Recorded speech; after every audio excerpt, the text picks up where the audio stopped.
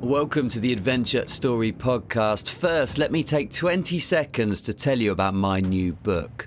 What if we've been looking for Atlantis in the wrong place?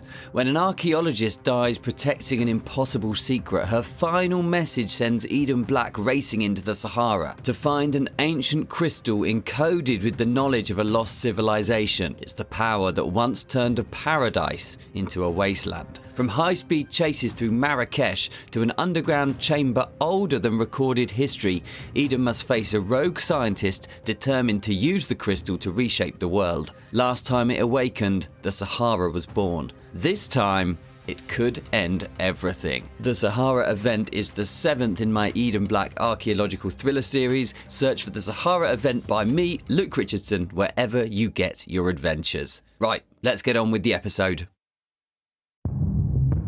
It's a moonless night in the North Atlantic. The sea's unusually calm, like glass, survivors would later report. The temperature drops below freezing, but most of the passengers and crew aboard the RMS Titanic are warm in their cabins, unaware of what's about to happen. In the first-class dining room, the remnants of a 10-course dinner are being cleared away. The string quartet has just finished playing Strauss waltzes as the wealthy industrialists retire to the smoking room for brandy and cigars. In the third-class common area below decks, immigrants dreaming of American opportunity dance to lively folk tunes, their breath clouding in the cold air. High above the ship, one of the lookouts squints into the darkness from his perch on the crow's nest. The binoculars that should have been there are missing, a small oversight that will soon prove catastrophic. He's the first to see it. The towering mountain of ice, rising 6 stories from the ocean. "Iceberg, right ahead," he shouts into the speaking tube. He strikes the warning bell 3 times, but it's too late. The largest and most luxurious ship ever built, the unsinkable pride of the White Star Line, is about to meet her fate. The first officer orders a hard to starboard, desperately trying to avoid the collision. For a moment, it seems the massive vessel might slip past the ice. Then comes a sound that no passenger ever expected to hear. Not a crash, but a strange, scraping growl that runs along the starboard side. While we all know the tragic story that follows, the ship slipping beneath the waves at 2:20 a.m, the 1,500 lives lost to the freezing waters. Some believe there's more lurking beneath the surface of this famous disaster. Could there be questions that have never been fully answered, or coincidences that just seem too perfect? Was it truly an accident? Or is there something more sinister going on here? Hey, I'm Luke. I'm an author of archaeological adventure novels. I travel the world looking for stories to put into my books to share with you right here on the Adventure Story Podcast. With so many errors leading to the sinking of the most advanced ship of its day, it doesn't take a giant leap in logic to think that maybe, just maybe, what we're dealing with here is more than an accident. I looked deep into this for my novel, The Titanic Deception, and used a few of these theories as twists in my story. There are several questions we need to ask, and the first and most compelling of them is whether the ship that sank was in fact the Titanic after all. It has been suggested that the sinking wasn't an accident, and that it was all an elaborate insurance scam orchestrated by the White Star Line.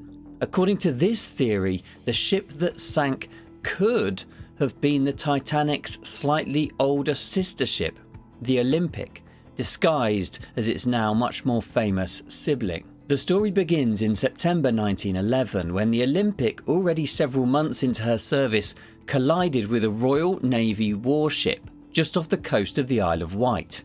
The impact severely damaged the Olympic's hull, tearing a huge gash in her side and twisting the keel. The repairs were not only expensive, but also threatened to delay the completion of her sister ship, the Titanic, as workers had to be diverted from one project to the other. With the owners of both ships, the White Star Line, having invested the equivalent of $200 million in each of the ships, this could have been the end for their whole operation. The solution, according to this theory, was ruthless: to make the damaged Olympic look like the nearly completed Titanic, and making sure all the rushed repairs were facing away from the port in Southampton, then orchestrate the sinking and collect the insurance money. If the plan worked, the owners would end up with a payout and still have the brand new ship that used to be called the Titanic, now the Olympic, ready for service. Perhaps they'd intended a successful rescue operation to take place, or maybe they underestimated how long it would take for the stricken liner to surrender to the ocean. Either way, the plan resulted in one of the worst maritime disasters of all time. But let's think about it for a second. Is this even possible? The ships were nearly identical, built side by side in the Harland and Wolff shipyard in Belfast. They shared the same basic design, and their exteriors were virtually indistinguishable to the untrained eye. All that needed to happen was the swapping of a few nameplates, changing some identifying details, repainting a couple of areas, and maybe, just maybe, no one would know. The second question to ask: who was on board, and what might happen if they didn't get to New York safe and well? Of all the theories surrounding the Titanic's sinking, perhaps the most intriguing is the alleged connection to the creation of the United States Federal Reserve System. This theory suggests that the disaster was deliberately orchestrated to eliminate opponents of the Federal Reserve Act, which would establish America's central banking system the following year. At the centre of this theory are three of the era's wealthiest and most influential men: John Jacob Astor IV, America's richest man at the time, Benjamin Guggenheim, the mining magnate, and Isidor Straus, the co-owner of Macy's department store. All three of these men perished when the Titanic sank. According to theorists, these men were powerful opponents of the Federal Reserve's creation, viewing it as an economic threat.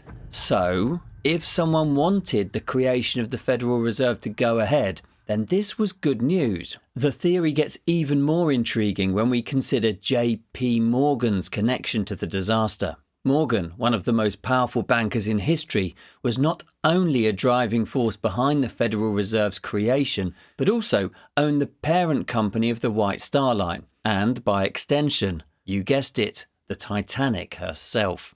And guess what? Morgan had booked passage on the Titanic's maiden voyage, but cancelled at the last minute, claiming he was ill. Could this just be a coincidence?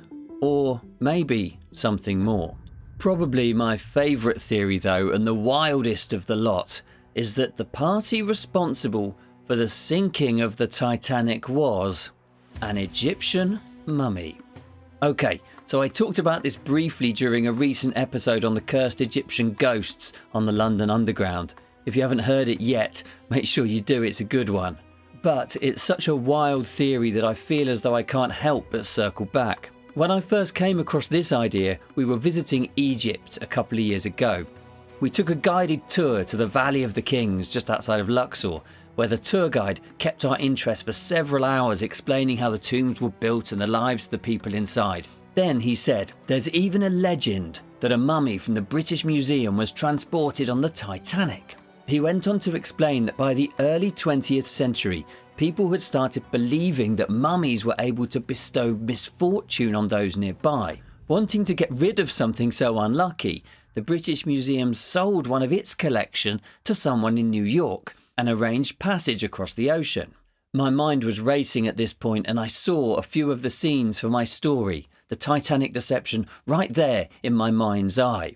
Later though, when I looked this up, it became pretty clear that the artefact that was supposed to get the blame for this never actually left the British Museum. I do hate it when the truth gets in the way of a fun story. That said, the Titanic was a big ship, so who's to know exactly what was in her many holds, and various cabins. The conspiracy theories surrounding the Titanic don't end with its sinking. Even its discovery in 1985 has become the subject of intrigue. While the world celebrated Robert Ballard's historic finding of the wreck, the discovery was actually a real-life cover for a classified Cold War operation. In 2008, Ballard himself confirmed that the Titanic search was a cover story for a secret US Navy mission to locate 2 nuclear submarines that had sunk in the 1960s. The Navy was interested in understanding what happened to nuclear submarines when they deteriorate underwater, and they needed to do so without alerting the Soviets to their true intentions. They gave Ballard advanced underwater surveillance equipment and funding with one condition.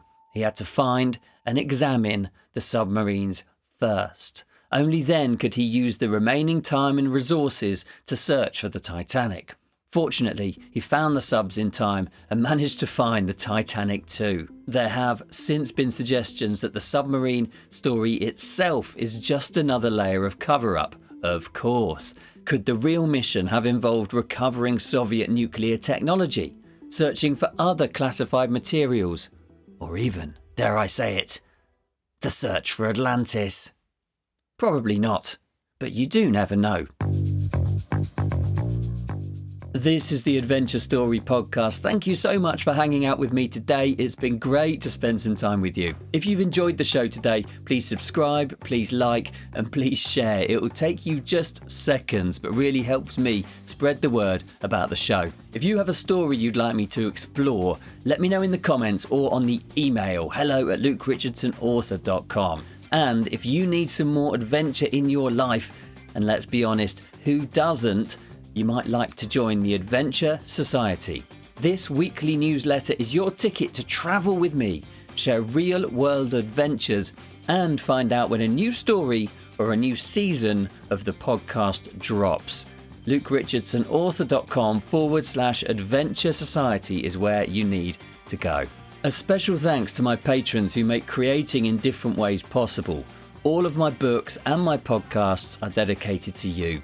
You keep me motivated when times get tough and focused when something else threatens to steal my attention, which happens quite often. Many of you have been supporting me since the very early days, and for that I'm really, really grateful. If you'd like to support me on my various creations, consider joining the crew on Patreon. You'll get free early access to my books, commercial-free direct downloads of this podcast, and more fun stuff as I invent it. lukerichardsonauthor.com/Patreon. Patreon is where you need to go. And if you're a big fan of adventure stories like the one I've told today, check out my books at lukerichardsonauthor.com. Thanks so much, bon voyage, enjoy the adventure, and I'll see you next time.